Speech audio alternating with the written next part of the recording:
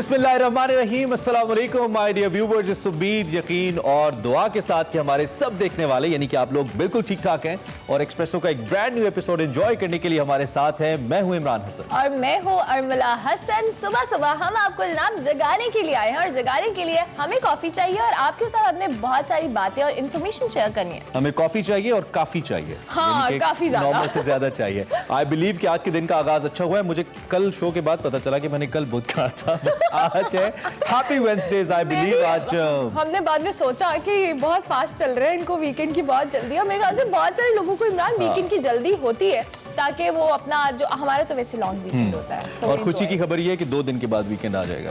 2 दिन के बाद? Are you sure? हाँ, हम श्योर। मतलब जुमेरात और फिर जुम्मा है, उसके बाद वीकेंड का स्टार्ट है। खैर, आई होप कि दिन अच्छा हुआ है। और बहुत से लोगों के हवाले से हमें ये भी मालूम पड़ा है कि वो सब बड़े परेशान हो जाते हैं कि आज के हम टास्क कैसे कंप्लीट करेंगे, क्योंकि लोग लेट हो जाते हैं। सो लेट होना एक ऐसा फैक्टर है जो कि आपकी जिंदगी में बड़ा इंपैक्ट लेके आता है, खासतौर पर साइकोलॉजिकली आपको बड़ा टेंस रखता है जब भी आप लेट होते हैं। इसका हल ये हो सकता है कि एक तो ये कि आप घड़ी पहने रेगुलरली। पाकिस्तान में मैंने देखा है बहुत कम लोग कम रवाज है, बिल्कुल ऐसा। पंक्चुअलिटी यहाँ पे एक ट्रेंड भी नहीं है। हम समझते हैं लेट आना इज अ क्लास या उसमें हम थोड़ी हमारी इंपॉर्टेंस आएगी, ऐसा नहीं होता। पंक्चुअल होना इज अ ब्लेसिंग। और जो हमें हमारे दोस्त देख रहे होंगे वो कहेंगे लुक हूज टॉकिंग। नहीं, हम पंक्चुअल हैं। ओके, सो उसके साथ साथ ये है कि अपनी रूटीन बनाइए। कहते हैं रूटीन बड़ी मुश्किल से बनती है और जब बन जाए तो उस पर अमल दरामद कीजिए, प्रैक्टिस बनाइए। प्रैक्टिस करेंगे तो बेहतरी होती चली जाएगी। खैर, मजीद ज्ञान नहीं देंगे, आज के शो में बहुत कुछ है और उसके लिए सबसे पहले हमने आपको बतानी है आज की हेडलाइंस। पंजाब में मेरिट पर तब्दीली, 2 साल में 5वां आईजी तब्दील। चीन के हाथों भारत की पिटाई, खित्ते में ताकत का मरकज बदलने लगा। कराची पैकेज के बाद एडमिनिस्ट्रेटर्स की तैनातियां भी सियासत की नजर। खैबर पख्तूनख्वा के 2 भाइयों का कारनामा, अल्ट्रा लाइट हेलीकॉप्टर तैयार कर लिया। कोरोना से मुतासरा कारोबार की बहाली के लिए पंजाब हुकूमत ने रोजगार स्कीम की मंजूरी दे दी। मियामी इंटरनेशनल फिल्म फेस्टिवल में पाकिस्तानी म्यूजिकल वीडियो की जाना नामजद। और रोड टू श्रीनगर में देखिए कश्मीरी सकाफत के अनोखे रंग एक्सप्रेसो के संग। जी, हेडलाइंस आपने जानी और हेडलाइंस में जो आखिरी सेगमेंट है वो बहुत एक्सक्लूसिव होने वाला है। वो हम सबके लिए सरप्राइज है, उस पर हम डिस्कशन करेंगे। लेकिन उससे पहले हम आपको बताएंगे आज के अखबार।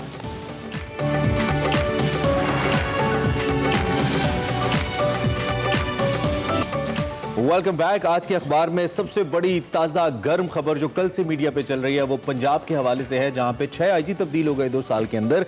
आज की हमारी लीड स्टोरी रोजनामा एक्सप्रेस की, जिसके मुताबिक पंजाब को 2 साल में 6ठा आईजी पुलिस मिल गया। इनाम गनी ने शोएब दस्तगीर की जगह ले ली। Additional IG finance Tariq Masood का जूनियर की मातहती से इनकार।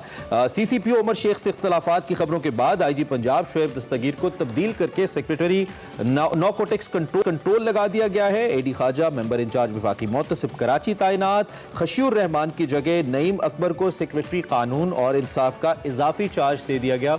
हमारी आज की लीड स्टोरी है। And we have in Express Tribunes, India, China in fresh borders of India and China have accused each other of firing in the air during a new confrontation on their border in the Western Himalayas in a further escalation of military tension between the nuclear armed nations. Hundreds of troops are in eyeball to eyeball proximity along the remote border, which ended in a clash in June that killed 20 Indian soldiers in hand-to-hand fighting on both sides. So India और China जो कहने तनाव है वो बढ़ चुका है। और जो ठेकेदारी इंडिया चाह रहा है खित्ते के अंदर बड़ी महंगी पड़ रही है उसको। हमारी आज की बड़ी खबर में बड़ा डिटेल्स एनालिसिस इसका है, आपको दिखाएंगे। Last but not the least for the time being आज के अखबार से विफाकी काबीना के बारे में करेंगे। कुछ इंपॉर्टेंट फैसले हुए कल। सिंध में रेंजर्स मजीद 1 साल के लिए तैनाती की मंजूरी हुई है जी। 1479 मेगावाट के पावर प्लांट्स फौरी बंद। 1460 मेगावाट के प्लांट्स 2022 तक बंद होंगे। IPPs मुआहिदों से हर साल 100 अरब की बचत होगी। बैरून मुल्क ज़ायरीन के लिए फेरी सर्विस की भी मंजूरी दी गई है। बारिशों से नुकसानात पर तशवीश। इसके अलावा MD बैतुल माल की मुलाजमत में तौसी, चेयरमैन फेडरल बोर्ड की तैनाती और नए जो LNG टर्मिनल्स हैं उनकी भी मंजूरी दी गई है। So this is about today's आज के अखबार। So now it's time to थोड़ा सा आगे बढ़ते हैं और आज बढ़ते हैं देखते हैं आज की बड़ी खबर क्या है।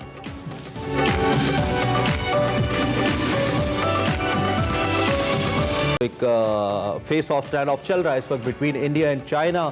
इससे एक तो ये कि भारत अपनी हटदर्मी कायम करना चाह रहा है, बहुत अरसे के बाद लाइन ऑफ एक्चुअल कंट्रोल के ऊपर फायरिंग हुई है, फायरिंग का तबादला हुआ है और चीन ने दावा किया है कि एक बार फिर उसने भारत के कई फौजी मार दिए हैं। दूसरी जानब लद्दाख का जो महाज है वो एक बार फिर गन कर दिया गया। और बिल्कुल इसके साथ साथ भारतीय फोर्सेस ने लाइन ऑफ एक्चुअल कंट्रोल पर 45 साल में पहली बार बिला जवाब बिला इश्तियाल फायरिंग की है और चीन ने जवाबी फायरिंग के नतीजे में कई भारतीय एहलकारों की हलाकत की इतलात दी है। इस तरह चीन के साथ भी भारत ने अपना महाज खोल दिया है। पहले वो मशरकी बॉर्डर के ऊपर पाकिस्तान को एंगेज करने की कोशिश कर रहा था, जो पाकिस्तान का ईस्टर्न बॉर्डर है। अब चाइना के साथ यहाँ पे उसने एंगेजमेंट शुरू की है और ये यकीनी तौर पे मजमूई तौर पर जो भारत का रसूख है खित्ते से खत्म करने में मुआविन साबित होगा और ताकत का मरकज अब यकीनी तौर पे, क्योंकि पहले मुआशी ताकत का मरकज तो चीन है ही, लेकिन अब जो स्ट्रेटेजिक पावर के अंदर वो भी हमें चाइना की जानिब जाती नजर आती है। और भारतीय फौज अब वो एक कलंक लगा है उनके मुंह के ऊपर, उसको धोने की बार बार कोशिश करी और उसमें अपना मजीद नुकसान कर रही है।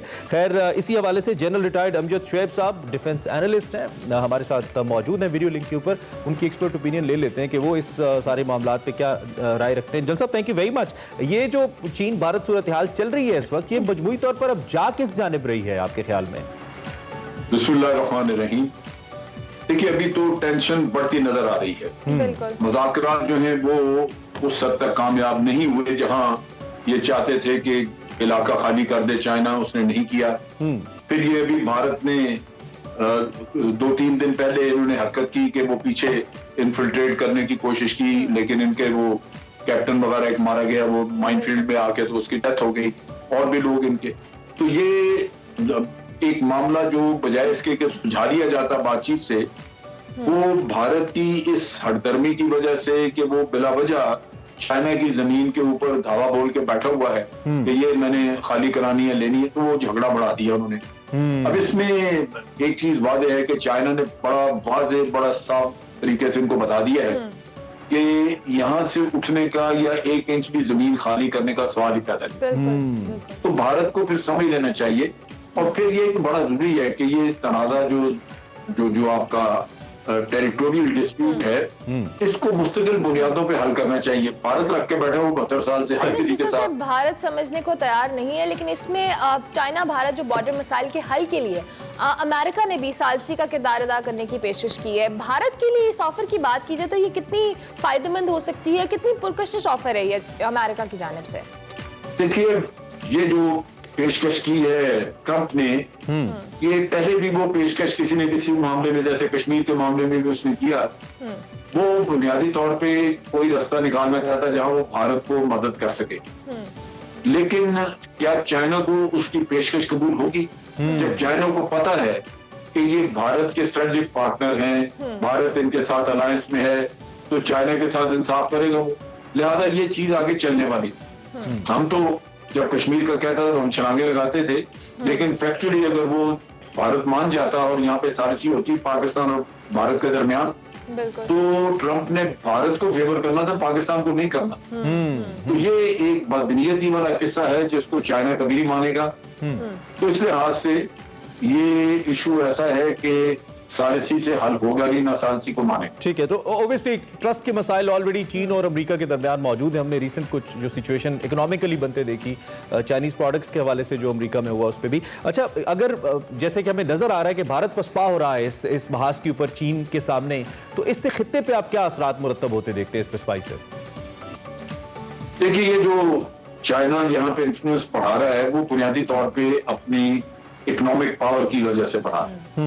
वो हर जगह इन्वेस्टमेंट कर रहा है। पाकिस्तान में भी आपने देखा जो $62 बिलियन की इन्वेस्टमेंट का उन्होंने कहा, ईरान में 400 बिलियन का है, लेकिन 25 साल में। इधर इसी तरह वो अफगानिस्तान में भी उन्होंने माइनिंग वगैरह इन चीजों में बड़ा इन्वेस्ट किया है। तो असल चीज ये है कि जब आप देखते हैं कि इन्वेस्टमेंट आ रही है और कहीं और से आ ही नहीं रही इन्वेस्टमेंट और चाइना ही कर रहा है, सही है, तो लाजिम बात है कि आपको नजर आता है कि इससे आपकी भी माशी तरक्की होगी। अगर चाइना यहाँ से कोई फायदा उठाएगा तो आप भी फायदा उठाएंगे, आपके लोगों को जॉब्स मिलेंगे, आपकी एक्सपोर्ट वगैरह बढ़ेगी, आमदनी होगी।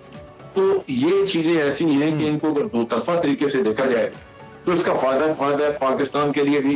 अब चाइना में CPEC की वजह से बहुत सारे लोग हमारे चाइना में पढ़ रहे हैं, चाइना ने उनको मुख्तलिफ सब्जेक्ट पे मुख्तलिफ चीजों पे ट्रेनिंग देने का काम शुरू किया हुआ है, ताकि यहाँ पे जब इकोनॉमिक जोन वगैरह एस्टेब्लिश हों तो वो आपको पढ़े लिखे ट्रेन लोग मिल सके ताकि वो काम कर सके वहाँ। तो इस तरह तालीम भी आ रही है। अगर यहाँ पे चाइना के साथ मिलकर 2-4 यूनिवर्सिटीज भी खोल दी जाए तो और भी फायदा होगा। तो मेरा ख्याल है कि इसमें हर लिहाज से फायदा है, लेकिन हमें ये ज़हन में रखना चाहिए कि चाइना भारत एक बाहर का मुल्क है, एक दोस्त है। कल उनके मफादात बदल सकते हैं, अगर मफादात बदल जाए तो आपको नुकसान होगा। लिहाजा ये पहले से ज़हन में रखिए कि अगर इनके मफादात बदलते हैं तो हमने कौन सा रास्ता इख्तियार। बिल्कुल ठीक है। ओवरऑल आप ये कह रहे हैं कि पाकिस्तान के लिए काफ़ी ज़्यादा इसके अंदर बेनिफिट्स हैं अगर ये मामला ऐसे ही चलता रहता है, और भारत तो बैकफुट पे जा रही है। दूसरा आपको बताएं कि भारत इस वक्त दुनिया में दूसरे नंबर पे है जहाँ पे कोरोना केसेस सबसे ज़्यादा हो रहे हैं, और एक दिन में लास्ट डे में टॉप पे रहा था भारत, जहाँ पे सबसे ज़्यादा केसेस आए थे। ये कोई खुशी की बात नहीं है,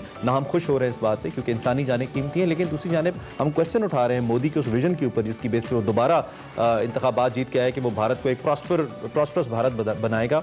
वो तो भारत को बहुत ख़राब कर बैठा है सारी सूरत हाल में। इसके साथ साथ हम अगर बात करें इस खित्ते में ताकत के बैलेंस की, कश्मीर के अंदर ऑलरेडी जिस तरह 370A को रिवोक किया गया, 35A को किया गया, एंड देन भारत के अंदर जो सूरत हाल पैदा हुई है माइनॉरिटीज़ को लेकर, मुस्लिम्स को लेकर, क्रिश्चियंस को लेकर, उससे लगता है कि भारत अपना वो जो तशख़्ख़ुस जिस पे बड़ी भारी इन्वेस्टमेंट थी भारत की, उसको लूज़ कर बैठा है। बिल्कुल। और कश्मीर की बात की जाए तो जिस तरह से भारत ने वहाँ पे जुल्म सितम के पहाड़ तोड़े हैं, उस पर आलमी जो हमने खामोशी पे कई बार हम बात भी करते हैं, और अब हमारी गवर्नमेंट भी इस बारे पे बहुत स्ट्रॉन्ग स्टैंड अपनाए हुए है कि इस पे खामोशी तोड़नी चाहिए। तो मेरे ख्याल से ये सारी सिचुएशन में भारत ही बेनकाब हो रहा है, और हो सकता है कि बल्कि हम ये उम्मीद करते हैं कि इसका कुछ ना कुछ खत्ते पे एक पॉजिटिव असर भी आए और तमाम मामला को बेहतर तौर पर देखा जा सके। अभी हम एक ब्रेक लेंगे जी, ब्रेक के बाद हाजिर होंगे। आप देखते रहिए एक्सप्रेस।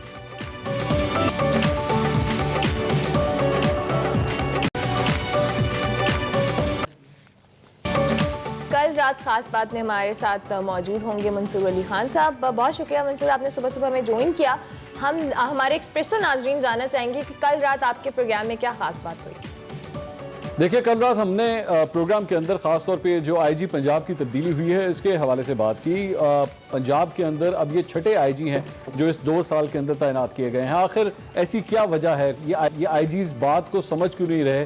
क्या इनको कोई ऐसे ऑर्डर्स मिल रहे हैं जिनको ये आईजी समझ नहीं पा रहे, या समझाने वालों को कोई प्रॉब्लम आ रही है इन तमाम आईजीज़ को समझाने में? वो पुलिस रिफॉर्म्स जिसका इमरान खान साहब ने वादा किया था और अपने मैनिफेस्टो का हिस्सा बनाया था कि जब हम आए, हमारी गवर्नमेंट आएगी तो पुलिस रिफॉर्म्स लेकर आएगी, और आपको याद होगा इसका सिलसिला शुरू जैसे ही पंजाब के अंदर उन्होंने गवर्नमेंट संभाली थी तो तब इन्होंने कहा था कि वो पुलिस रिफॉर्म्स आने। पुलिस रिफॉर्म्स और पुलिस में तो कोई तब्दीली नहीं आई, अलबत्ता अफसरान तब्दील पे तब्दील हो रहे हैं। दूसरी बात यह है कि जिस किस्म के ये जिस तरीके से इस पूरे केस को, आईजी की तब्दीली को हैंडल किया गया है, इसका पूरे ब्यूरोक्रेटिक जो चेन है, आप उसको किस किस्म का मैसेज दे रहे हैं कि आप चाहे आप सीनियर हैं, चाहे आपकी परफॉर्मेंस है या नहीं है, लेकिन अगर पॉलिटिक्स सामने आ गई तो फिर आपको 1 मिनट से पहले हटा दिया जाएगा। ये वही आईजी है जिसके हवाले से इमरान खान साहब उनकी तारीफों के पुल बांधते रहे हैं, उनके हवाले से ट्वीट्स करते रहे हैं कि मेरा बड़ा परफॉर्मिंग पुलिस ऑफिसर है, लेकिन उसके बाद वो किस तरह मंदिर से गायब हो जाते हैं कुछ पता नहीं लगता। तो एक मैसेज बहुत गलत गया है पूरी पुलिस फोर्स को। और हमारी इतलात के मुताबिक जो कई ऐसे अफसरान हैं पुलिस के अंदर, वो इस वक्त काफ़ी हद तक परेशान भी हैं और उन्हें गुस्सा भी पाया जाता है कि उनके सीनियर के साथ जो है वो इस तरह का बर्ताव किया गया। तो ये सारा टॉपिक था जो प्रोग्राम में हमने कल रात को दिया। ठीक है, ठीक है। अच्छा मंसूर, इससे वाज़े तौर पे हमें ये भी नजर आता है इस वक्त जिस तरीके से ये एकदम से अब्रप्ट चेंज किया गया है, और 5 दफ़ा ये चेंज 2 साल के अंदर किया गया, जैसे कि आपने डिटेल्स बताया भी, तो ऐसा लगता है कि ब्यूरोक्रेसी का बड़ा शदीद किस्म का इजहार अदम एतमाद है वजीर आला के ऊपर, ऐसा एहसास होता है, ऐसी फीलिंग आती है। इस पर क्या राय है आपकी? देखिए, मेरे ख्याल में इसमें सबसे इंपॉर्टेंट बात यह है कि जो पॉलिटिकल हेड हैं इस वक्त हुकूमत की तरफ से पंजाब के अंदर, वो हैं सीएम पंजाब। अब सीएम पंजाब एक ऐसी शख्सियत हैं जिसमें उनकी अपनी पार्टी के अंदर, पाकिस्तान तहरीक इंसाफ के अंदर भी काफ़ी खदशात उनके हवाले से पाए जाते हैं। और मैं कम से कम 6 ऐसे पाकिस्तान तहरीक इंसाफ के सीनियर ओहदेदारों को जानता हूँ जिन्होंने दरअसल में एक कमेटी बनाई, मैं ये खबर आपके साथ शेयर करूँ, जिन्होंने एक कमेटी बनाई और उस कमेटी ने इमरान खान साहब के पास जाके इस खदशात का इजहार करना था कि जनाब उस्मान बुज़दार साहब के हवाले से अब कोई फैसला कर लें।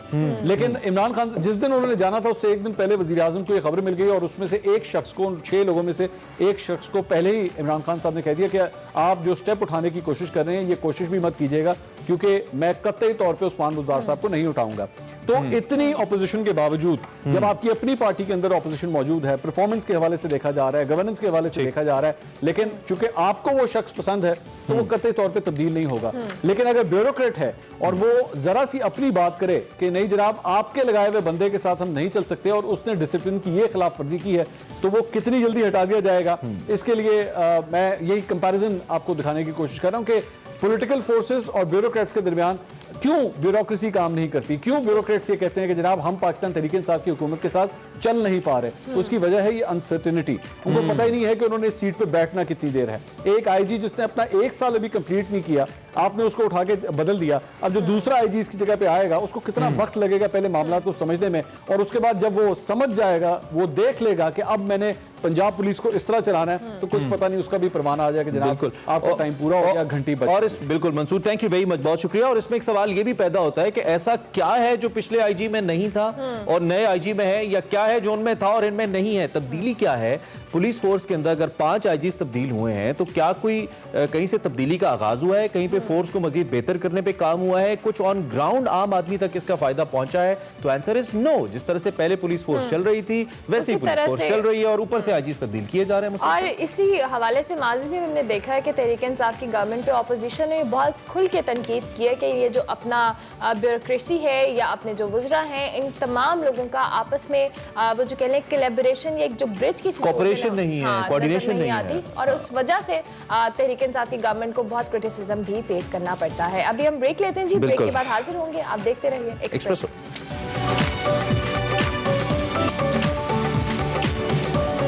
खुशामदीद, एक बार फिर आप देख रहे हैं एक्सप्रेसो। और अभी आपको डे इन हिस्ट्री में बताएं कि फिजिक्स के मैदान में कई खुशगवार तब्दीलियां मुतारिफ करवाने वाले आलमी शोहरे याफ्ता डॉक्टर रियाजुद्दीन को हमसे बिछड़े 7 बरस बीत गए हैं। उनके हवाले से हमारे पास कुछ एक डिजिटल रिपोर्ट है, आपको वो दिखाते हैं।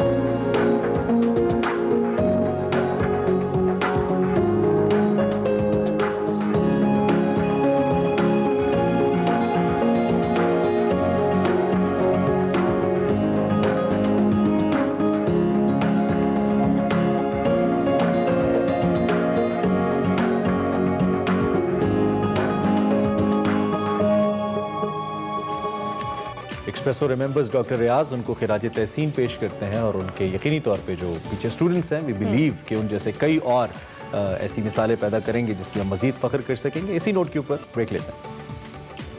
24 डिग्री सेंटीग्रेड रहेगा। पेशावर में आज मौसम गर्म और खुश्क रहेगा।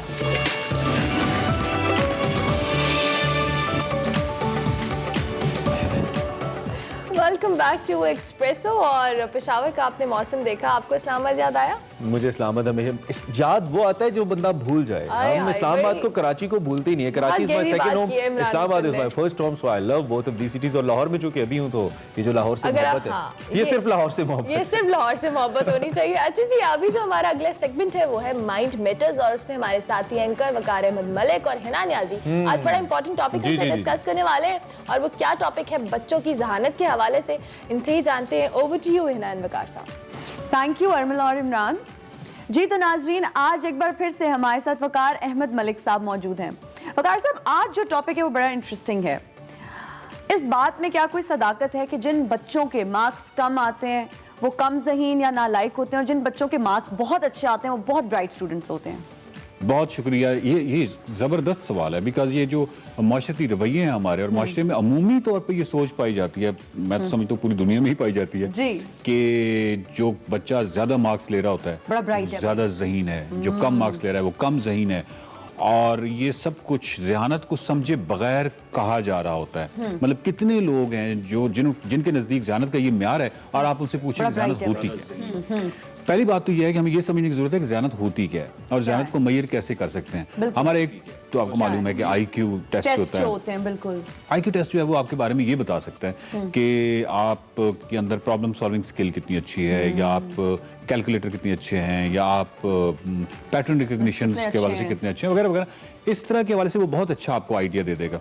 लेकिन इंटेलिजेंस, ज़हानत नहीं कर सकता, बहुत सब्जेक्टिव चीज़ है। ज़हीन होना ये इतनी मुश्किल चीज़ है। इमोशनल इंटेलिजेंस है, बहुत सारी कि इसके हवाले से मैं कंक्वेस्ट ऑफ हैप्पीनेस है बर्टन रसल की बुक, उसके हवाले से जो ज़हानत की वो तारीफ कर गए हैं, कम से कम मैं तो आज भी उसी का मद्दाह हूँ। और वो ये समझते हैं कि ज़हानत ये है कि आप मुखालिफ कल्चर में, अपने अपोजिट किसी भी कल्चर में जम होने की, एडजस्ट होने की किस कदर सलाहियत रखते हैं, ये डिपिक्ट करता है कि आप कितने ज़हीन हैं। और इसको अगर हम नाज़रीन के लिए थोड़ा सा आसान भी कर सकते हैं कि मिसाल के तौर पे आप अगर पंजाबी के लतीफ़े पे हंस सकती हैं, आप अगर उर्दू के लतीफ़े पे भी हंस सकती हैं, आप अगर अंग्रेजी के लतीफ़े पे हंस सकती हैं, मिसाल के तौर पे अगर आप रशियन भी कर, तो इसका मतलब ये होगा कि अगर आप रशियन लतीफ़े पे हंस रही हैं तो लतीफ़ा या मिजाज या जो स्टायर होता है ये मुश्किल काम होता है। बिकॉज स्टायर या मिजाज जो है ये उस वक्त ही आप अंडरस्टैंड करते हैं जब तक उसकी जो कॉन्टेक्स्ट होता है पूरा कल्चर का, उसका पूरा बैकग्राउंड जब तक आपको ना पता हो। तो आपको मालूम है ना कि स्टायर जो है बड़ा हमारे अभी उर्दू में जब लिखा जाता है तो बहुत सारे लोग उसको सीरियस लेते हैं, बिकॉज उसको समझना जरा मुश्किल होता है, ट्रिकी है, और ये ट्रिकी है। तो अगर आप ये बहुत आपका कैनवस जो लतीफा समझने का है जितना बड़ा होता चला जाएगा। और इसी तरीके से अगर आप सब्जी खोर भी हैं और सब्जियों में आपको हर तरह की सब्जियां पसंद है, ठीक है, अगर आपको लाइक फुटबॉल भी पसंद है, क्रिकेट भी पसंद है और मुख्तलिफ स्पोर्ट्स पसंद है, आपका ये कैनवस किस कदर वसी है। तो बेसिकली अगर उसको हम बहुत आसान तरीन अल्फाज में कहें, जो रसल कहना चाह रहे हैं, वो ये कहना चाह रहे हैं कि आपकी इस दुनिया के अंदर जो लाइक्स हैं वो किस कदर ज्यादा होती चली जा रही हैं और जो डिसलाइक्स हैं कितनी कम होती चली जा रही हैं। ये बेसिकली आपकी ज़हानत की अलामत है। अब उस बच्चे की तरफ आते हैं। अगर एक बच्चा मसलन मैट्रिक का बच्चा है जी, वो बुल्ले शाह को भी समझता है, ठीक है, शाह हुसैन को भी उसने कहीं पढ़ा हुआ है, वो उसने मुश्ताक अहमद यूसुफी साहब को भी पढ़ा हुआ है और फैज साहब को भी पढ़ा हुआ है, और वो कीट्स के मिसरे पे भी झूमता है, और वो शेक्सपियर का भी मद्दाह है, और वो कहीं टॉल्स्टॉय को भी। अब आप उस बच्चे का कैसे वो पहली बात तो ये तय है कि जो इंसानी अटेंशन स्पैन है, जो तवज्जो का, ये बहुत महदूद है जी।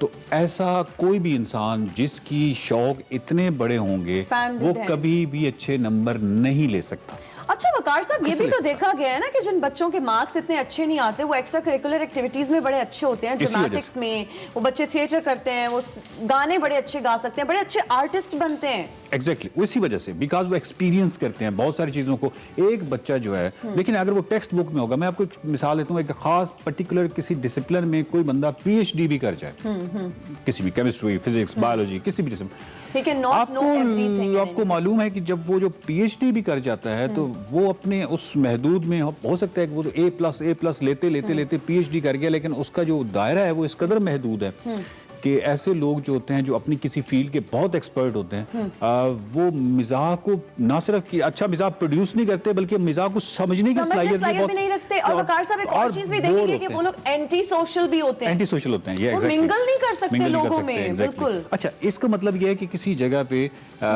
उनके साथ थोड़ी ज्यादती हुई है कि आपने जबर के जरिए उसको मुख्तलिफ एक्सपीरियंस नहीं करने दिए, जो शेड्स हैं लाइफ के, पेरेंट्स की तरफ से हमेशा होता है, सोसाइटी का प्रेशर होता है। लेकिन आपने जब बार बार उसको जो डिफरेंट शेड्स हैं, जो डिफरेंट खूबसूरती हैं, आपने क्योंकि उनको एक्सपीरियंस नहीं करने दिया, तो अब जाके किसी खास लेवल पे वो एक बहुत ही, जिसको कहते हैं ना, एक बंद सी शख्सियत बन के वो सामने आ जाता है। मैं आपको एक छोटी सी मिसाल देता हूँ। एक बच्चा गिलगित में लास्ट ईयर खुदकुशी कर गया और वो 8वीं में पढ़ता था, और जब उस केस को थोड़ा मैंने स्टडी किया तो पता चला कि वो बच्चा कम मार्क्स की वजह से, ऑफ कोर्स वो वालिदैन का प्रेशर था, तो कम मार्क्स की वजह से वो खुदकुशी कर गया। लेकिन बच्चे को हवाले से जब मैंने पता किया कि वो बच्चा यानी किस तरह का था, तो मालूम हुआ कि वो इंतहाई एक्टिव बच्चा था, गली का सबसे पॉपुलर बच्चा था, इंतहाई सोशल बच्चा था, अब आप उस लेकिन वो बच्चे सोसाइटी की का प्रेशर, पेरेंट्स का प्रेशर, पीयर प्रेशर इतना ज्यादा था, बिल्कुल। अब उस बच्चे की जहानत को अगर लें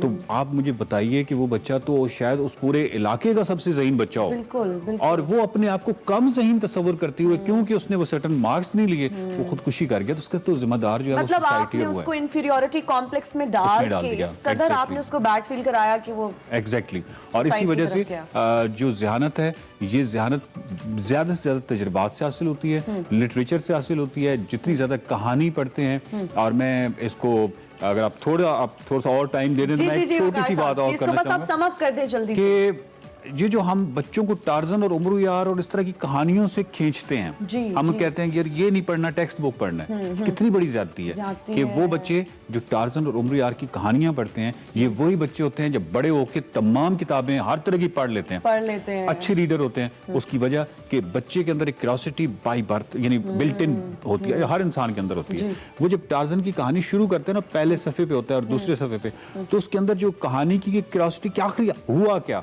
आखिरी सफ़े पे वो पहुंचना चाहते हैं, तो वो जल्दी जल्दी पढ़ने की कोशिश करता है। कोशिश करते हैं, हमारे ठीक है? साथ भी ऐसा होता उसके था। रीडिंग स्किल्स जो हैं वो ज्यादा बेहतर होती चली जाती है, और जैसे जैसे वो बड़ा होता है तो वो फिर मतलब हर Book तरह की reading किताब की habit जो है वो develop हो चुकी होती है। Exactly। तो ये एक ज्यादती है बच्चों के साथ। उनको फुटबॉल भी खेलने दें, उनको हर तरह का काम करने उनको दें, पेंटिंग भी करने painting भी दें, उनको दें स्विमिंग क्लासेस के लिए भी जाने दें, अगर उनको गाने का शौक है उनको गाना सीखने दें, जी। क्योंकि आर्टिस्ट जो है ना वो लोग भी उनकी एक अपनी दुनिया और होती इससे है। पहले कि आप खुदा हाफिज कहें, जी। मुझे जाते जाते 60s में मुमताज मुफ्ती ने इस पे बाकायदा रिसर्च की थी जो इस वक्त मेरे जहन में है। और मुमताज मुफ्ती ने ये बताया था कि जो जहानत है बुनियादी तौर पे वो आपको एक इदारे को बेसिकली एक प्रॉब्लम था कि वो ज्यादा ज़हीन लोग वो लेना चाहते थे, और वो जितने भी A+ लेते थे वो उस तरह ज़हीन साबित नहीं होते थे, जो उनकी एक्चुअली रिक्वायरमेंट्स थी उस पर पूरा नहीं उतरते थे। तो मुफ्ती साहब ने बहुत अच्छा एक किया था, और उनकी जो फाइंडिंग्स थी वो ये थी, उन्होंने अपनी किताब में जिक्र भी किया है, और फाइंडिंग्स ये थी कि जो सेकंड डिवीजन वाले थे वो ज़हीन तरीन लोग होते हैं। अरे क्या बात है। तो इसलिए अपने बच्चों को हमें चाहिए कि वो जिस फील्ड में जाना चाहते हैं उनको सपोर्ट करें, अगर वो आर्टिस्ट बनना चाहते हैं तो उनको पूरा सपोर्ट करें। थैंक यू सो मच वकार साहब फॉर योर टाइम।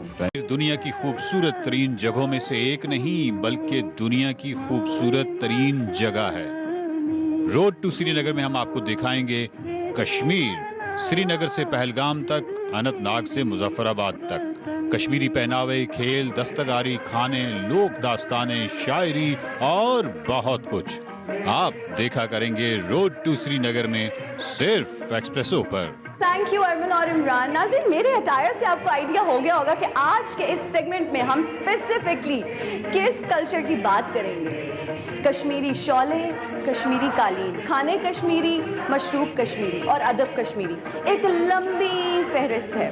नाज़रीन, आज इस लोकेशन पर हम मौजूद हैं, ये बहुत ही खूबसूरत जगह है। यहाँ पर आज हम आपको दिखाएंगे कश्मीर का रिच कल्चर, कश्मीरी क्राफ्ट्स। तो आइए चल के मेरे साथ एक्सप्लोर करते हैं कश्मीरी कल्चर एंड क्राफ्ट्स। जी तो नाज़रीन, इस वक्त हम लोग इसार फाउंडेशन की चेयरपर्सन डॉक्टर तस्नीम रजा के साथ मौजूद हैं। अस्सलाम वालेकुम डॉक्टर साहिबा। अस्सलाम वालेकुम, कैसी हैं आप? मैं बिल्कुल ठीक हूँ, आप कैसी हैं? अल्हम्दुलिल्लाह बिल्कुल ठीक। डॉक्टर साहिबा, इसार फाउंडेशन से मुताल्लिक कुछ बताइएगा। इसार फाउंडेशन एक ऐसी फाउंडेशन है जो क्लाइमेटी हीट एरियाज़ में काम करती है, और वहाँ पे लोगों को रिहेबिलिटेट करती है और उनको रिलीफ फराहम करती है। डॉक्टर साहिबा, हमारा कश्मीरी कल्चर बहुत रिच है, हमारे कश्मीरी क्राफ्ट्स बहुत खूबसूरत हैं। यहाँ पे मुझे बहुत ज़बरदस्त चीज़ें नज़र आ रही हैं, तो जल्दी से हमें दिखा दें। चलिए आए देखिए, चल यहाँ से शुरू कर लेते हैं जी। ये हमारा पेपर मैशे का काम है। Paper mache, okay. वहाँ पे हमने एक फाइन आर्ट्स MA वहाँ मुजफ्फराबाद में हमने उन्हें किया एम्प्लॉय, और उन्होंने बच्चियों को ये सब कुछ सिखाया। डॉक्टर साहब, इसको पेपर मैशे क्यों कहते हैं? पेपर से बनाया होता ये है? पेपर से बनता है, पेपर को भिगो के रखते हैं, और ये इसके 25 स्टेप्स हैं जिनमें से निकल के तो ये इसका मोल्ड तैयार होता है, और उसके बाद इस पे पेंटिंग होती है। वो बड़े डिफरेंट कलर्स हैं, और ये भी कश्मीरी कल्चर, कश्मीरी क्राफ्ट्स का हिस्सा है। जी हाँ, ये देखिए ना, ये कितना खूबसूरत बना हुआ है, ये देखिए। अच्छा, ये भी पेपर मैशे से ये भी बना है? पेपर मैशे से बना है। ओके ओके, डेकोरेशन पीस है, राइट? अच्छा, कितना लाइट वेट है। ये समावार है जिसमें कश्मीरी चाय गरम रखने के लिए पकाई जाती है और रखी जाती है और सारा दिन कश्मीरी लोग ये पीते हैं। सारा दिन ये पीते हैं। इसको कहते हैं समावार। समावार। जबरदस्त। हाँ। ये ऐसा मैं भी एक लेके जा रही हूँ अपने घर के लिए। जी। और ये शिकारा है। शिकारा। हाँ, जिसको वो जो डल झील है जी, जी, उसमें ऐसे शिकारे होते हैं। खूबसूरत यार, हसीन। ये फोटो फ्रेम है। ये फोटो फ्रेम है। ओके। हाँ।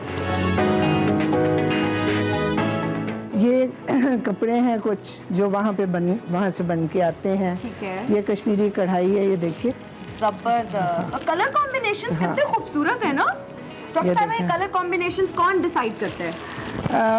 असल में हम यहाँ से कपड़ा ख़रीदते हैं और उनको कलर स्कीमिंग करते हैं और डिज़ाइन करके तो उन्हें भेजते हैं और वहाँ जो हमारे सुपरवाइज़र हैं वो अपनी जिन लड़कियों को सिखाया हुआ है उनसे बनवा के भेजते हैं। डॉक्टर साहब ये शॉल कितनी खूबसूरत है। हाँ। ये भी कश्मीरी ये शॉल भी है, वहीं से कश्मीरी बन के आई शॉल, है। हाँ, ये भी वहीं से डॉक्टर बन साहब के। आपके पास तो कलेक्शन होगी शॉल्स की। ज़बरदस्त और बहुत लोग पसंद करते हैं। पसंद करते हैं। जबरदस्त। नाज़रीन अगर आप लोग कलर्स देखें तो कलर्स इतने वाइब्रेंट हैं और कलर कॉम्बिनेशन बहुत जबरदस्त है। डॉक्टर साहब कभी खुद आपने कुछ डिजाइन किया, लाइक कलर कॉम्बिनेशन आपने बताया कि इसके ऊपर ये वाले रंग का धागे की कढ़ाई कर दो? ये सारे हम ही बता के भेजते हैं। ओके ओके, इंटरेस्टिंग भाई, जबरदस्त। अगर मेरे कैमरामैन ये इनको क्लोजली दिखा सकें तो ये कश्मीरी कढ़ाई है जो बहुत खूबसूरत है और बहुत नफीस है। क्या आपके पास कश्मीरी ज्वेलरी की भी कलेक्शन है? बहुत ज़्यादा कश्मीरी ज्वेलरी की कलेक्शन तो नहीं, लेकिन ये हमारे पास बैंगल्स हैं। वाओ, ये देखिए खूबसूरत। अच्छा ये भी क्या हैंडमेड है? ये भी हैंडमेड है। जबरदस्त। डॉक्टर साहब इस एक बैंगल को बनाने में तो काफी टाइम लगता होगा। जी, जब 25 स्टेप्स हों तो कई दिन लगते हैं। ये भी पेपर मैशे से ये भी बनाई है? पेपर मैशे से बना है। ओके, और ये भी पेपर मैशे पेपर मैशे से बनाई है। डॉक्टर साहिबा अगर कश्मीरी ड्रेसेस की बात की जाए, कश्मीरी ज्वेलरी की बात की जाए तो पश्मीना शॉल्स को हम कैसे भूल सकते हैं? हाँ। उनके बारे में भी कुछ बताएं। आइए मैं आपको कुछ कश्मीरी शॉल्स दिखाऊं। ये देखिए, वाओ, ये पश्मीना की शॉल है। So इसका delicate. कपड़ा देखें जरा कितना नफीस है, नफीस है। हाँ, और ये देखिए जबरदस्त जबरदस्त।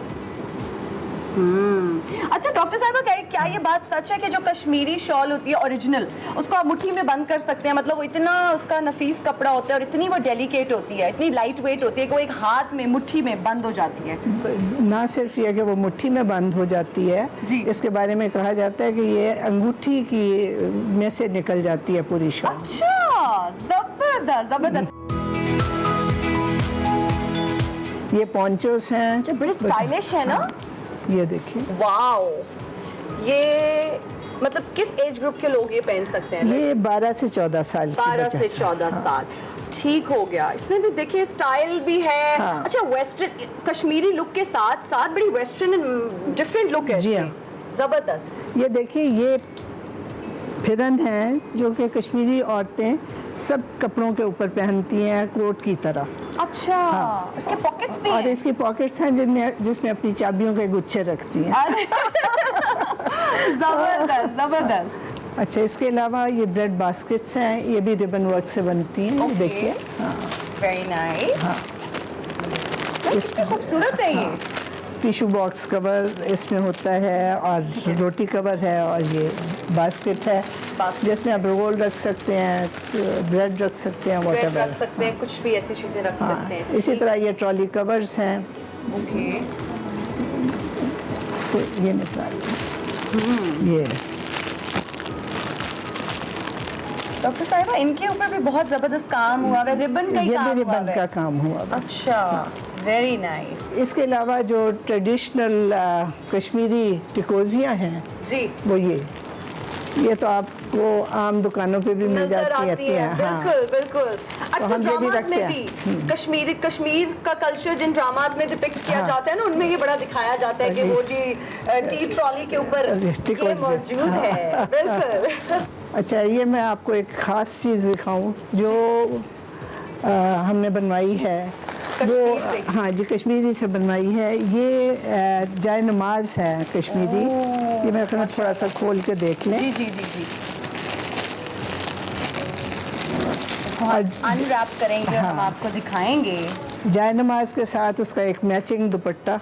ओके, मतलब जिसने नमाज पढ़नी है उसने दुपट्टा ये वाला करके साथ मैचिंग। हाँ, ये नमदे के ऊपर काम हुआ हुआ है। किसके ऊपर डॉक्टर साहब? नमदे पे। नमदा ये खास मटेरियल है। ओके, जो कि सिर्फ वहीं पे आज़ाद कश्मीर में या श्रीनगर कश्मीर इन जगहों पे मिलता है। और ये उसके साथ मैचिंग दुपट्टा है नमाज जाय नमाज के साथ। ये बड़ी डिफरेंट एंड जबरदस्त चीज डॉक्टर साहिबा ने हमें बताई है कि जाय नमाज के साथ मैचिंग दुपट्टा है। मतलब अगर आप नमाज पढ़े तो वो जो है ना वो आपका कलर कॉम्बिनेशन का उन्होंने बड़ा ख्याल रखा कि नमाज पढ़ते वक्त जाय नमाज के साथ दुपट्टा भी मैच हो रहा है। और डॉक्टर साहब बड़ा सॉफ्ट है ये। हाँ सॉफ्ट होता है। अल्लाह के हुजूर बेहतरीन लिबास में जाए। जबरदस्त। डॉक्टर साहिबा मुझे यहाँ पे बहुत खूबसूरत पेंटिंग्स नजर आ रही हैं, तो इनके बारे में भी कुछ बताएं। जी, ये पेंटिंग जो है ये पेंटिंग नहीं है, ये तो क्रॉस स्टिच से बनी हुई तस्वीरें हैं जो ये मेरी इन बच्चियों ने बनाई हैं। मतलब कि इतनी नफासत से इतनी सफाई से बनाई गई हैं कि वो दूर से पेंटिंग लग रही है कि वो पेंट किया गया, लेकिन एक्चुअली ये पेंटिंग नहीं है, हाथ से बनी हुई कढ़ाई जिसको हम कह सकते हैं। ये खूबसूरत सी तस्वीरें हैं। हाँ। डॉक्टर साहिबा शादी और ब्याह हर कल्चर का हिस्सा होते हैं और लड़कियों को सजने संवरने का बहुत शौक होता है। उनकी पूरी कोशिश होती है कि भाई हम बहुत हसीन नजर आएं।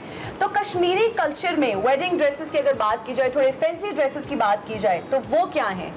ये हम बनाते हैं गरारा सेट्स बनाते हैं। ये देखिए। Okay, wow, cute. ये गरारा है and this is the shirt. Wow, colour combinations में तो देख के बहुत इम्प्रेस हो रही हूँ। इतने जबरदस्त कलर कॉम्बिनेशंस हैं और खूबसूरत ऊपर गोटे का काम हुआ है। इसके अलावा ये डॉक्टर साहिबा वाइट तो वैसे ही मेरा फेवरेट कलर है और वाइट बहुत खूबसूरत लगता है। आपने पहना हुआ है, आप पे इतना खूबसूरत लग रहा है माशाल्लाह। अच्छा, वेरी प्रिटी। यहाँ पे हम सिर्फ कश्मीर तो हमारे दिल के बहुत करीब है बेशक, और उसके लिए दुआ भी है कि अल्लाह कश्मीरियों को आज़ादी अता करे और वो भी इसी तरह आज़ाद हों जिस तरह हम आज़ाद फिरते हैं। Thank you so much doctor साहिबा, आपने हमें कश्मीर का कल्चर, क्राफ्ट्स और आर्ट्स के बारे में बहुत डिटेल में बताया। आपके कीमती वक्त का बहुत शुक्रिया। अरमन और इमरान, मैं तो यहाँ शॉपिंग कर चुकी हूँ और ये डेकोरेशन पीस मैंने ऑलरेडी ले लिया है। इमरान का तो मुझे पता नहीं। अरमन, आपने मुझसे जेलस नहीं होना। Over to you guys. Faisalabad है। आज फैसलाबाद में ज्यादा से ज्यादा दर्जा हरारत 37 डिग्री सेंटीग्रेड, कम से कम दर्जा हरारत 26 डिग्री सेंटीग्रेड रहेगा। फैसलाबाद में आज मौसम गर्म और खुश्क रहेगा।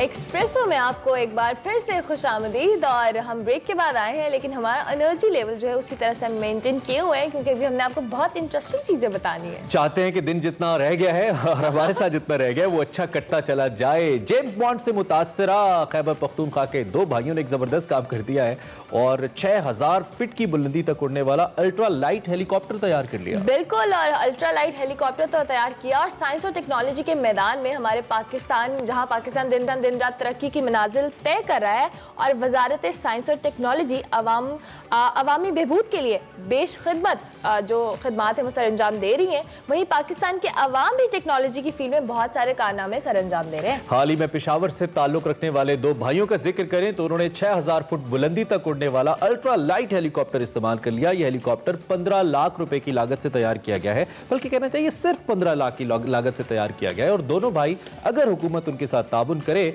तो इसको कमर्शियल बुनियादों पे भी बनाने का इरादा है। Something really interesting and exclusive for all of you. हमने कहा कि हम क्यों ना इन साहब से बात करें जिन्होंने इतना बड़ा कारनामा कर दिया। इस वक्त हमें जनाब काजी सज्जाद साहब ज्वाइन कर रहे हैं, जिन्होंने कोलैबोरेशन के साथ काजी तुफैल अहमद के साथ मिलकर यह हेलीकॉप्टर तैयार किया।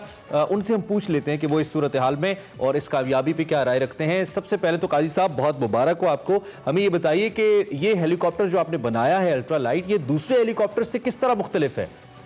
मैं 1978 से ये अल्ट्रा लाइट एयरक्राफ्ट बना रहा हूँ, उड़ा रहा हूँ। और अभी मैंने अल्ट्रा लाइट हेलीकॉप्टर बनाए हुए हैं। अल्ट्रा लाइट हेलीकॉप्टर और बड़े हेलीकॉप्टर में सिर्फ ये फ़र्क होता है कि इसका वज़न कम होता है और ये सिंगल सीट होता है, इसीलिए इसको अल्ट्रा लाइट एयरक्राफ्ट के बाकी कंट्रोल इसके बड़े हेलीकॉप्टर की तरह सेम कंट्रोल है, कलेक्टिव, साइक्लिक और पेडल, थ्रॉटल, ये सब कुछ इसका बिल्कुल सेम हेलीकॉप्टर की तरह इसका कंट्रोल होता है और इसकी लेकिन क्या इसका ये तूफानी जो मौसम है या जो डिफिकल्ट आप वेदर कह सकते हैं उसमें ये स्टेबल रह सकता है ये हेलीकॉप्टर? हवा में तो ये उड़ सकता है, लेकिन हर एयरक्राफ्ट की अपनी एक लिमिटेशन होती है। तो ये हेलीकॉप्टर जो है ना, ये नॉर्मल तकरीबन 20-25 किलोमीटर हवा में उड़ सकता है, ज़्यादा मैं नहीं कर सकता। मैंने देखा है कि बड़े हेलीकॉप्टरों को भी हवा के साथ जो है ना वो काफ़ी उसको दुश्वारी होती है। मतलब है कि तूफ़ान का आपने जिक्र किया, तो तूफ़ान में सिर्फ और सिर्फ फाइटर एयरक्राफ्ट उड़ सकता है क्योंकि वो ऑल वेदर। ठीक है, ठीक है। अच्छा, एक तो सुबह सुबह आपको हमने डिस्टर्ब कर दिया, तो हम चाहते हैं थोड़ा सा कैमरा थोड़ा सा शॉट में बेहतर मिल जाए तो बहुत अच्छा हो जाएगा। दूसरा, इसके साथ साथ आपने कहा कि ये एक्स्ट्रा लाइट तो होता ही है, इसमें जो पायलट की हिफाजत है उसको किस तरीके से मलूज़े खातिर रखा गया है काजी साहब? सेफ्टी के लिहाज से अल्ट्रा लाइट हेलीकॉप्टर का ये सबसे बड़ा फ़ायदा होता है कि ये हल्का होता है और इसकी इंजन फेल होने की सूरत में ये आसानी से ऑटो रोटेशन करके ग्लाइड करके एक किसी भी जगह पर लैंडिंग कर सकता है। दूसरा, इसका पायलट हेलमेट होता है और सीट बेल्ट होती है, बस ये इसकी सेफ्टी चीज़ें होती है।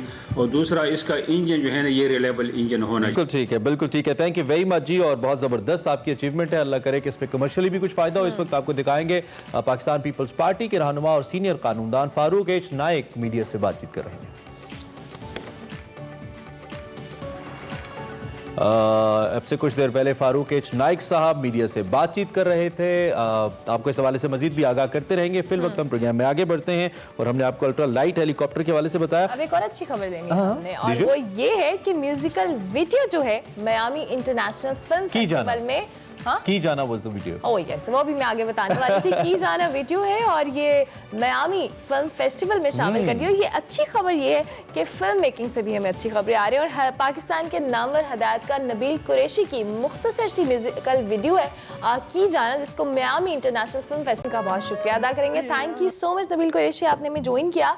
आपकी म्यूजिकल वीडियो जो की जाना है उसके क्या कहेंगे उस हवाले से, जिस तरह से आपने इसका थीम रखा बेसिकली कि किस तरह से गैरत के नाम पर कत्ल किया जाना, और वीडियो का थीम भी यही है। इस मौजू पर जो म्यूजिकल वीडियो बनाने का ख्याल है आपको कैसे आया?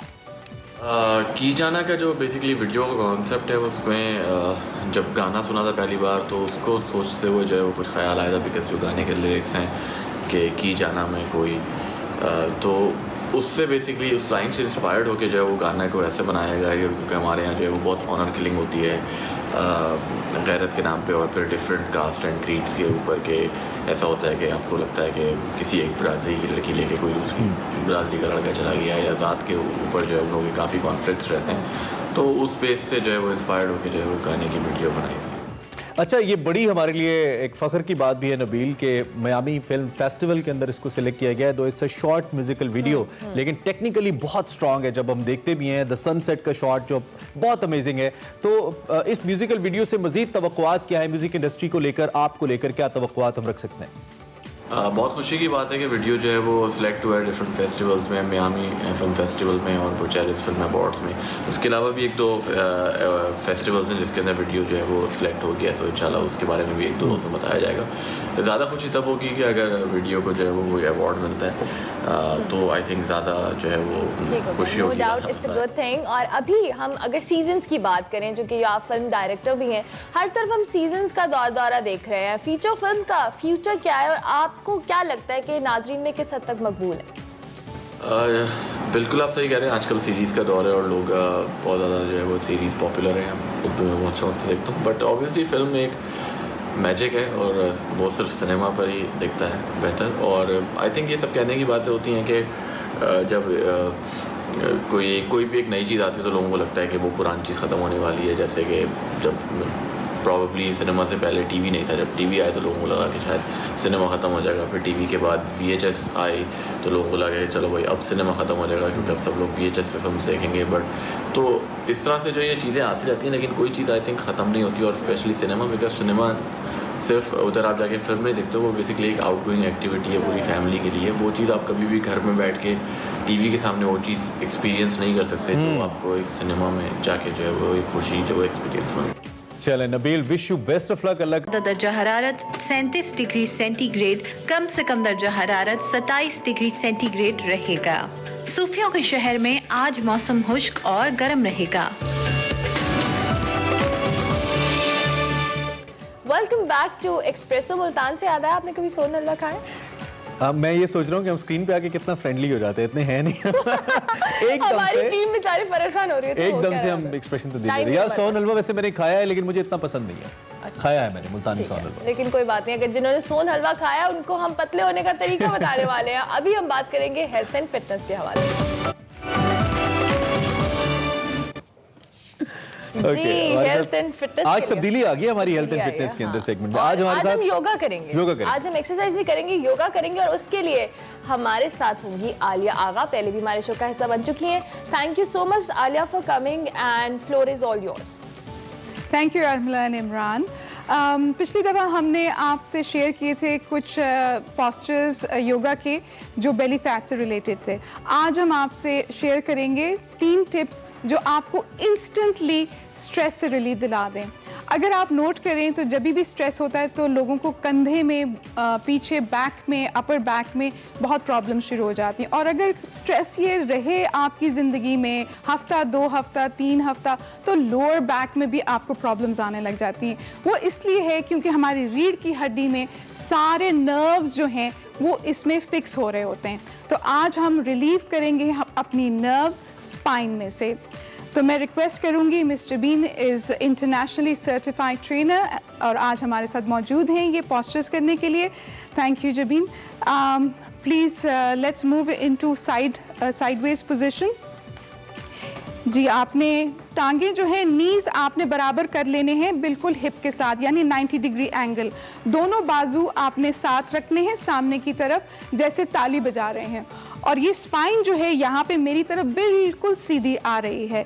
ये अपर जो आपका जो थोरेसिक रीजन है, इसमें जितने भी आपके मसल्स कॉन्ट्रैक्टेड होंगे ये उसको रिलीज़ करेगा। और जितने आपकी मूवमेंट हैं डिस्क के साथ, डिस्क की मूवमेंट के साथ नर्व्स भी रिलीज़ हो जाती हैं। तो यहाँ से हम सांस लेंगे और सांस निकालते हुए आपने ऊपर का बाजू उठाना है और जहाँ तक आप ले जा सकें कंफर्टेबली आपने इस बाजू को ले जाना है। ये आप जितनी बार करना चाहें, 5 बार, 6 बार या 10 बार, इसे आप कर सकते हैं। स्लोली कीजिए ताकि स्पाइन की जो मूवमेंट है बहुत कैलकुलेटेड हो और आराम आराम से हो, क्योंकि ये हर हड्डी जो है एक तरफ मुड़ रही है, दूसरी तरफ दूसरी हड्डी मुड़ रही है। अब हम करेंगे लोअर स्पाइन पे थोड़ी सी कंसंट्रेशन। ये अपर स्पाइन की हो गई। लोअर कंसंट्रेशन के लिए जबीन प्लीज़ आप लेट जाइए कमर पे। यहाँ पे आपने दोनों घुटनों को इकट्ठा कर लेना है, बाजुओं को यहाँ पे छाती के साथ खोल लेना है। पैरों को इकट्ठा कीजिए और आपने पैरों को उठा लेना है 90 डिग्रीज एंगल पे। ये देख लीजिए ये पैर नीचे ना गिरे हुए हों या ऊपर ना हो। ज़्यादा ऊपर होंगे तो कमर के ऊपर बोझ आना शुरू हो जाएगा, ज़्यादा नीचे होंगे तो ये नीज के ऊपर बोझ आना शुरू हो जाता है। तो राइट एंगल जो होता है आपने वो बनाना है और आपने दोनों नीज को एक तरफ गिरा देना है। यहाँ पे नीज को गिराइए और पैरों को भी ज़मीन पे चित कर दीजिए और बिल्कुल रिलैक्स करें। यहाँ पे अक्सर जो लोग हैं इस पोजीशन में जाके टेंस रहते हैं। वो हमें कैसे पता चलता है? क्योंकि उनके पैर जो हैं वो जकड़े हुए होते हैं। इसलिए आपने पैरों को भी ढीला छोड़ना है। आपकी लोअर बैक इस वक्त स्ट्रेच में है और लोअर बैक के जितनी डिस्क हैं वो मुड़ के ढीला कर रही हैं नर्व्स को। और यहाँ पे आपने जब ये कर लिया हो तो आराम से दोनों घुटनों को साथ करते हुए अलग ना कीजिएगा वरना कमर पे बोझ पड़ेगा। दूसरी तरफ इसे गिरा दीजिए। जब आप यहाँ रहेंगे कोशिश कीजिएगा कि आपके बाजू ना उठें। अगर उठ जाएं थोड़े से तो आहिस्ता आहिस्ता ये करने से ये रिलीज़ हो जाते हैं, मसल्स लंबे हो जाते हैं। इसके बाद हम आपसे शेयर करेंगे एक बड़ी अच्छी ब्रीदिंग है। आ जाइए वज्रासना में, जो आपको विदिन 9 ब्रेथ्स यानी 9 सांसों में स्ट्रेस इमीडिएटली रिलीज़ कर देती है। आप आराम से बैठ जाइए, हम इस तरह बैठे, आप उसमें भी बैठ सकते हैं, आलती पालती में भी। आपने सीधा हाथ लेना है और उसके अंगूठे से सीधी नाक बंद कर देनी है। यहाँ से सांस लेना है उल्टे नॉस्ट्रल से और सांस निकाल लेना है उल्टे नॉस्ट्रल से। फिर आपने दूसरी उंगली लेनी है रिंग फिंगर, जिससे आप लेफ्ट नॉस्ट्रल बंद कर देंगे। सांस लीजिए राइट नॉस्ट्रल से और राइट नॉस्ट्रल से सांस निकाल दीजिए। इसी तरह से आपने दोबारा से रिपीट करना है। ये करने से आपके जो पैरासिम्पैथेटिक और सिंपैथेटिक नर्वस सिस्टम है, इसमें बराबर का जो है वो बैलेंस आ जाता है। So thank you very much, Sharmila and Imran. I hope this was useful for your viewers. आपका भी बहुत शुक्रिया and thank you very much for coming and for showing us these technical aspects जो हम body posturing के हवाले से देख रहे थे। और इसमें body postures बड़े important होते हैं, positioning बड़ी important होती है इस एक्सरसाइज के। अभी हम ब्रेक लेते हैं, ब्रेक के बाद ब्रेक बनती है अब तो। हाँ, ब्रेक बनती है, ब्रेक के बाद हाजिर होंगे। आप देखते रहिए एक्सप्रेसो।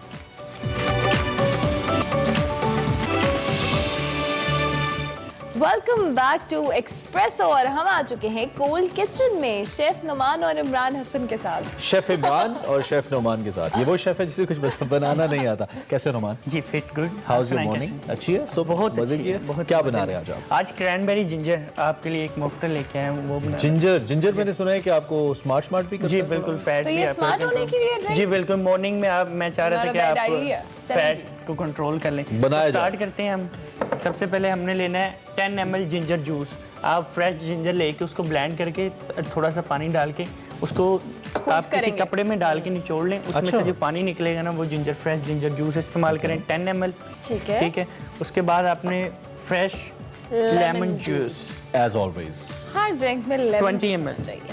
20 ml 10-20। और उसके बाद लेंगे हम क्रैनबेरी जूस।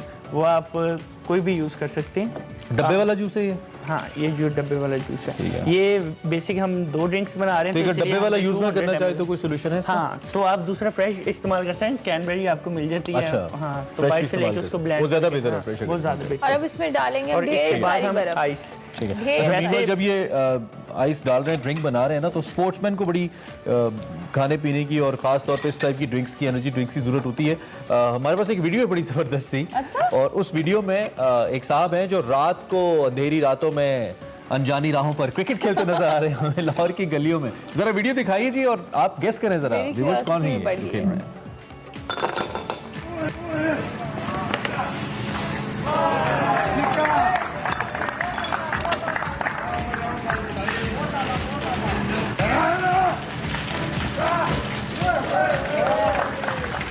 मैं बताऊं कौन था? बताओ कैमरे पे।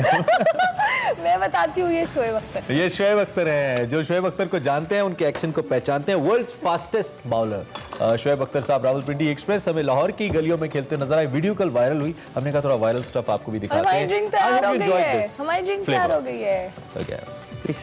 वाह वाह वाह वाह, खूबसूरत। या इसमें ये जिंजर की वजह से ये शेक करने की वजह से, ज्यादा शेक करने की वजह से। ओके, सो चिल ज्यादा हो जाती है ड्रिंक। जब शेक करते हैं आप, ज्यादा चिल हो जाती है। वैसे स्टर करने से उसका वो लेवल नहीं आता जो शेक करने से आता है। Okay, so drink is ready. आप देख भी सकते हैं, पी भी सकते हैं, घर पे बना भी सकते हैं। It's easy to make, it's quick to make, time कम लगता है। इसके साथ ही प्रोग्राम का वक्त खत्म हो गया। अच्छा चलिए ठीक है, हम अपने देखने वालों से इजाजत ले लेते हैं। आपसे हमारी मुलाकात होगी कल।